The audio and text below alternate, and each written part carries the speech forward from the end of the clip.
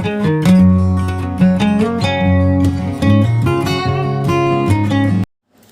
शांति बच्चों, फिर से स्वागत है आपका हिंदी शाला में।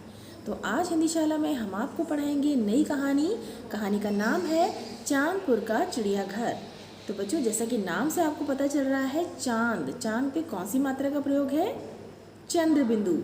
और चंद्र बिंदु को हम क्या कहते हैं? अनुनासिक। अनुनासिक इसका दूसरा नाम है बच्चों। तो हम शुरू करते हैं अपनी कहानी, जिसमें अधिकतम जो शब्द हैं वो चंद्र बिंदु के प्रयोग किए गए हैं। जहाँ जहाँ पर अनुनासिक का प्रयोग होगा हम वहाँ पर आपको बताएंगे कहानी के अंदर। तो चलिए शुरू करते हैं आज की कहानी। संजू और मंजू अपनी माँ के साथ एक गांव में रहते थे। संजू और मंजू दो एक बच्चे हैं जो कहाँ रहते थे? अपनी माँ के साथ एक गांव में, और उनके गांव का नाम है चांदपुर। वो दोनों बच्चे चांदपुर में रहते थे। एक दिन संजू मंजू अपनी माँ से बोले कि हमें कहीं घुमाने ले चलो। तो रविवार को संजू और मंजू कहाँ गए? चिड़ियाघर गए घूमने के लिए। अब चिड़ियाघर कहाँ था? चिड़ियाघर चांदपुर से 5 किलोमीटर दूर था। तो बच्चों, आप सभी चिड़ियाघर घूमे हुए हैं, आप जानते हैं चिड़ियाघर में कौन होते हैं? चिड़ियाघर में होते हैं तरह तरह के जानवर। तो अब संजू और मंजू चिड़ियाघर जाते हैं। कैसे जाते हैं? तांगे में बैठकर। तो बच्चों, तांगा क्या होता है? तांगा घोड़ा गाड़ी को कहते हैं, एक ऐसी गाड़ी जो घोड़े के द्वारा चलाई जाती है। तो तांगा शब्द पर भी चंद्र बिंदु का प्रयोग होगा। इसके बाद देखते हैं आगे की कहानी। संजू अपनी बांस की बनी हुई बांसुरी साथ ले गया। बच्चों, आपने बांसुरी देखी है? जन्माष्टमी पे सभी बच्चे बांसुरी का प्रयोग करते हैं और कान्हा बन के बांसुरी बजाते हैं। तो बांसुरी का नाम बांस से पड़ा है क्योंकि बांस एक पौधा है और उससे ये बांसुरी बनाई जाती है। और वो बांस सुर में आवाज़ निकालता है, इसीलिए उसे बांसुरी कहते हैं। अब चिड़ियाघर में बच्चों ने क्या देखा? संजू और मंजू ने बताया कि चिड़ियाघर में हमने एक पिंजरे में काले मुंह का बंदर देखा। तो बच्चों, काले मुंह के बंदर को हम क्या कहते हैं? लंगूर कहते हैं। उसका मुंह काला होता है।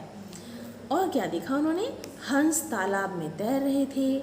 हमने आपको हंस भी बताया है। हंस के ऊपर तो अनुस्वार लगता है और ये एक बर्ड है सफ़ेद रंग की। हंस तालाब में तैर रहे थे। उसके बाद शीशे के घर में बहुत सारे सांप देखे। तो बच्चों, जो हमारे खतरनाक कीट मकोड़े होते हैं या जानवर होते हैं, उन्हें एक शीशे का जार बनाया जाता है और उसकी जार के अंदर उन सांपों को रखा जाता है। तो उन्होंने वहाँ देखा कि शीशे के जार में खतरनाक सांप रखे हुए थे और रंग बिरंगी चिड़ियाँ इधर उधर उड़ रही थी। तो उन्होंने चिड़ियाघर में क्या देखा? रंग बिरंगी चिड़ियाँ देखी। बड़े दांत वाले हाथी देखे। हाथी तो आपने देखा है, उसके दोनों साइड में दांत निकले होते हैं। तो उन्होंने बड़े बड़े दांतों वाले हाथी देखे। अब वहाँ पर मौसम खराब हो गया, आंधी आने वाली थी। आंधी पे भी चंद्र बिंदु लगता है, आंधी। तभी वहाँ पर आंधी आने वाली थी और इसीलिए संजू और मंजू ने कहा कि हम वहाँ से तांगे में बैठकर घर आ गए। ठीक है। तो बच्चों, ये तो थी आपकी चंद्र बिंदु से संबंधित चांदपुर का चिड़ियाघर की कहानी। आशा करती हूँ आपको कहानी बहुत अच्छी लगी होगी। आप इस कहानी को दोबारा देखिएगा, बार बार देखिएगा और कहानी का आनंद लीजिए। अब इससे संबंधित आपको अभ्यास कार्य हम इसी वीडियो में आगे दिखाते हैं। तो बच्चों, तब तक के लिए बाय, धन्यवाद। मिलते हैं नेक्स्ट वीडियो में। धन्यवाद। चलिए अब जल्दी से देखते हैं आज का अभ्यास कार्य। प्रश्न है, संजू और मंजू किस गांव में रहते थे? तो संजू और मंजू चांदपुर गांव में रहते थे। चिड़ियाघर गांव से कितना दूर है? चिड़ियाघर गांव से 5 किलोमीटर दूर है। अब देखते हैं प्रश्न 3, संजू और मंजू किस पर चिड़ियाघर गए? संजू और मंजू तांगे पर बैठकर चिड़ियाघर गए। नेक्स्ट प्रश्न है, संजू और मंजू किस कारण से घर वापस आ गए? संजू और मंजू आंधी आने के कारण घर वापस आ गए। देखते हैं अब नया अभ्यास।